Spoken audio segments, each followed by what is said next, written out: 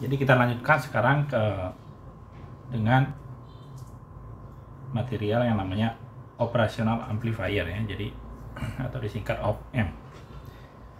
Jadi ini adalah diagram skematiknya ya. Jadi perwakilannya seperti ini. Jadi biasanya dibuat dalam bentuk segitiga ya. Jadi dia memiliki input positif dan input negatif, dan memiliki satu buah terminal untuk output ya. Jadi ini yang plus ini biasanya untuk supply. Jadi ini digabungkan ke supply plus, yang di sini digabungkan ke yang negatif untuk supply ya. Jadi ini skematik diagram skematik dari op-amp. Jadi op-amp itu memiliki yang namanya gain. Jadi kita bahas namanya gain, dimana V out itu sama dengan gain dikali perbedaan positif dan negatif.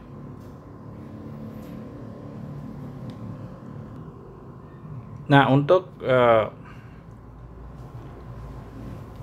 real A ini memiliki nilai ya, nilainya juga tapi nilainya biasanya besar. Itu untuk yang real, yang nyata ya. Tapi untuk yang ideal, ini namanya op-amp ideal.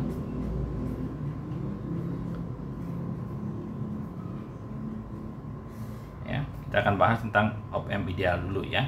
Jadi untuk op-amp ideal, A atau gainnya itu sama dengan tidak terhingga atau besar sekali. Ya. Sehingga apapun perbedaannya sedikit, ini akan menjadi besar sekali ya. Tapi besar sekali tidak bisa melebihi dari supply-nya dia. Jadi maksimumnya pasti ke supply. Oke. Jadi ini op-amp ideal, ideal op-amp. Dia memiliki arus, kalau kita tulis di sini arus I plus, I minus, I plus sama dengan I minus 0. Jadi tidak ada arus yang masuk, atau kita bisa bilang juga R inputnya itu sama dengan tidak terhingga ya. Jadi tidak ada arus yang masuk ke situ. Sedangkan kalau kita lihat dari sini, R out ya. Sedangkan R out-nya kalau kita ukur dari output ya, itu adalah 0 ya. Jadi itu adalah op-amp ideal. Tentunya untuk yang real nilainya ini tidak seperti ini ya, tetapi mendekati ya. Misalnya ini besar sekali, misalnya ini 100 atau 1000 dan seterusnya. Ini juga kecil sekali ya. Ini juga besar sekali dan ini kecil sekali. Itu untuk yang real. Tapi kalau ideal kita bisa anggap dia seperti yang itu tulis di sini. Nah, terus kalau gainnya itu tidak terhingga, maka apapun yang kita lakukan di sini, kalau ada perbedaan sedikit, outputnya akan menjadi saturasi ya, akan menjadi besar sekali atau mencapai tegangan seperti supply-nya. Jadi untuk op-amp ideal kita harus aplikasikan sebuah metode yang namanya umpan balik ya, feedback. Jadi kita akan bahas itu untuk yang berikutnya. Oke, jadi yang konfigurasi yang pertama yang kita bahas namanya non-inverting op-amp ya. Jadi kamu bisa lihat di sini.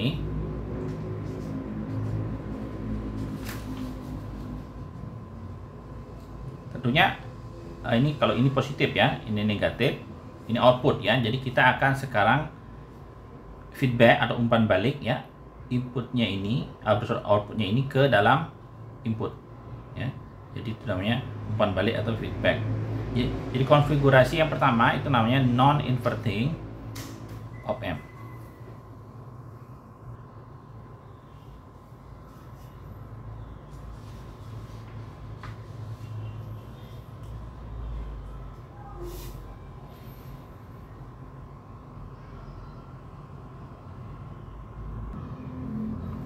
Nah, bagaimana caranya menganalisa sekarang berapa nilai output terhadap input? Ya. Nah, kita akan pakai tadi saya tulis ulang ideal op amp-nya ya, ideal op amp kita tulis dulu. Itu memiliki gain A itu sama dengan tidak terhingga, ya. I plus sama dengan I minus itu sama dengan 0. Oke, ini aja kita pakai 2 dulu ya. Nah, R input dan R output nggak perlu ya. Jadi sehingga dari sini kita bisa lihat apa arti gain tidak terhingga. Gain tidak terhingga itu artinya di sini tidak boleh ada perbedaan tegangan antara terminal positif dan terminal negatif. Ya, karena kalau ada sedikit perbedaan tegangan ini akan menjadi saturasi. Sehingga kalau kita lihat di sini kalau ini V in, di sini juga V in ya tegangannya di sini juga V in. Berarti berdasarkan gainnya yang tidak terhingga ini juga harus V in juga harus sama yang negatif ini ya, sehingga kalau dia sama perbedaannya 0 ini tidak akan menjadi saturasi. Oke. Terus kalau ini V in berarti di titik ini juga sama V in di node ini ya, di node ini juga sama V in. Sehingga ini V in, ini ground, kita akan dapatkan di sini arusnya ke sini. Jadi umpamanya kita tulis di sini I1 seperti itu. Jadi di sini kita bisa tulis bahwa I1 itu sama dengan V in dibagi R1. Ya. Nah, itu kita sudah pakai konsep yang pertama yang ini. A sama dengan tidak terhingga ya. Jadi tidak boleh ada perbedaan antara tegangan terminal positif dan terminal negatif.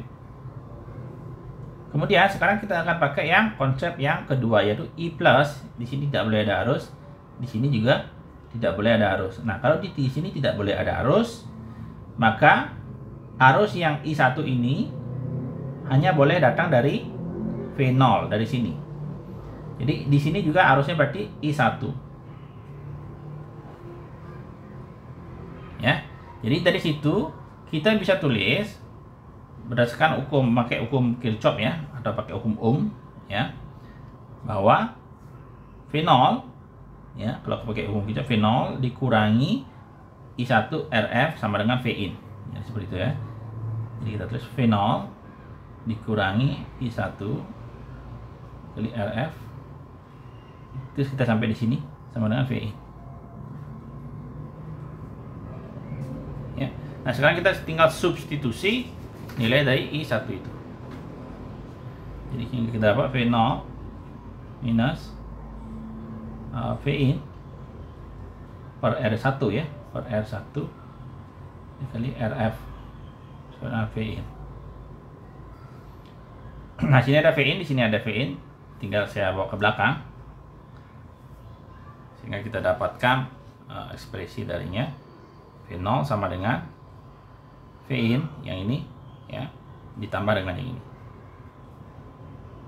RF per R1 V in ya, sehingga kita dapat V0 dibagi V in ya, ini dikeluarin ya, itu sama dengan 1 ditambah RF per R1. Jadi seperti itu. Jadi ini adalah ekspresi namanya gain closed loop ya, di closed loop. Ini namanya open loop, saya tadi tulisnya ini open loop gain ya. Kalau ini saya bilang A C ya, jadi ini namanya closed loop gain.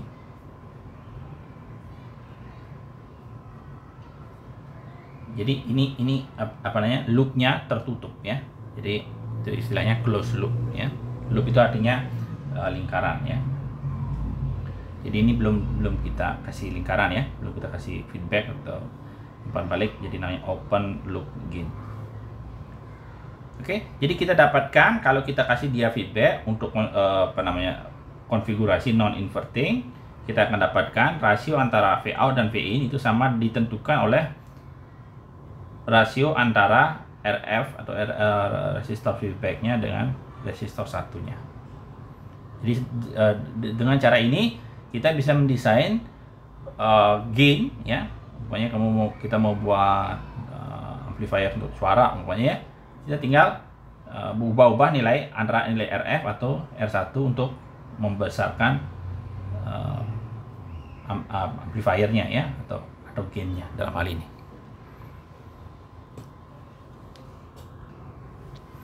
Nah, ini adalah contoh ya, konfigurasi yang tadi ya, konfigurasi non inverting ya. Jadi pokoknya ditanya berapa closed loop gain atau rasio antara V out per V in ya. Jadi kamu bisa melakukan analisa yang sama ya. Tapi karena kita sudah lakukan tadi, saya tinggal tulis di sini. Ini sama dengan 1 ditambah RF dibagi R1 ya. Jadi RF-nya dalam hal ini ya. R1-nya yang ini. Oke, yang ini tidak relevan ya. Jadi tidak perlu bisa diabaikan ya. Sehingga kita dapat 1 ditambah 10K dibagi 1K. Jadi ini kita dapat 11. Jadi gainnya adalah 11 ya. Jadi seperti itu. Nah, tolong juga diperhatikan tandanya ya. Dalam hal ini, kalau ini non inverting, tentunya gainnya nanti positif ya. Nah, kasus kedua yang akan kita bahas adalah namanya inverting op-amp atau inverting amplifier ya. Jadi konfigurasinya seperti berikut. Jadi kita bisa lihat di sini, ini V-in, positifnya di atas ya. Jadi kita connect dia dengan negatif ya, seperti ini. Sedangkan feedbacknya V out selalu harus kita connect ke negatif, ya itu selalu ya. Ini negatif feedback ya. Nanti kita akan bahas kenapa. Kalau kita lakukan dia positif feedback, nanti sirkuitnya akan menjadi namanya tidak stabil ya. Nah, tapi itu ada juga aplikasinya ya. Dan sementara kita tidak bahas itu dulu ya. Jadi untuk feedback kita akan selalu perlakukan yang namanya negatif feedback. Nah, jadi outputnya akan kita selalu connect ke terminal yang negatif ya. Jadi konfigurasinya seperti ini. Oke, jadi kembali dengan tadi kita tulis dulu ya ideal op-amp-nya kita. Bagaimana cara menganalisa ini ya. Ideal op-amp itu tentunya A-nya sama dengan tidak terhingga ya, dan I plus sama dengan I minus sama dengan 0 seperti itu. Jadi ini dua hal penting utama yang harus selalu kita ingat untuk op-amp ya. Nah, karena A-nya tidak terhingga, jadi tegangan di terminal positif dan terminal negatif itu harus selalu sama. Nah, kalau kita perhatikan di sini, terminal positifnya kita ground ya. Karena kita ground di sini V plusnya itu sama dengan 0.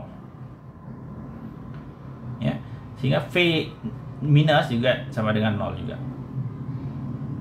Ya. Sehingga kalau V minus 0, di sini kita tahu V-nya di sini juga 0. Sedangkan di sini adalah V in, di sini V-nya 0, sehingga kita pakai hukum Kirchhoff ya atau hukum Ohm. Jadi kita dapat V in minus, kalau di sini ada I, I1 ya. I1 dikali R1 itu kita sudah sampai di sini ya. V in dikurangi ini sudah sampai sini, itu sama dengan 0. Ya. Jadi dari sini kita dapat I1 itu sama dengan V in dibagi R1. Oke, itu kita sudah pakai yang pertama. Sekarang kita pakai yang kedua. Yang kedua itu bahwa tidak boleh ada arus di sini dan di sini. Karena tidak boleh ada arus di sini, I1-nya hanya bisa mengalir ke sini.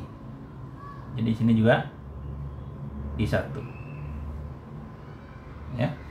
Jadi karena di sini I1, sedangkan di sini tegangannya kita tahu 0. Jadi kita pakai hukum Kirchhoff lagi. 0 minus ya, tegangannya turun ke sini. I1 dikali RF, kita sudah sampai di sini. Itu sama V0. Sehingga kita tinggal masukkan I1 itu sama dengan V in bagi R1 ya, kali RF, ini sama dengan V out. Sehingga dari sini kita dapat rasionya V out per V in itu sama dengan minus RF per L1. Jadi hampir mirip seperti yang tadi ya, yang tadi isi faktor 1 ya. Dan tandanya sekarang menjadi negatif.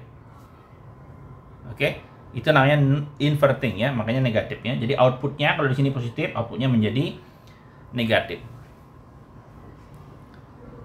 Oke, sampai di situ dulu ya materinya ya untuk inverting dan non-inverting op-amp ya, karena pengenalan dulu ya. Nah, sekarang saya kasih tugas untuk mengerjakan soal berikut. Ya, coba dianalisa sirkuit yang ini ya. Jadi ini adalah konfigurasi ya, inverting ya. Jadi karena inputnya kita connect ke negatif dari op-amp kita ya. Jadi tentukan nilai dari outputnya terhadap inputnya.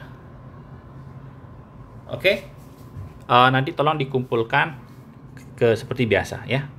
Sampai ketemu lagi pada video yang lain.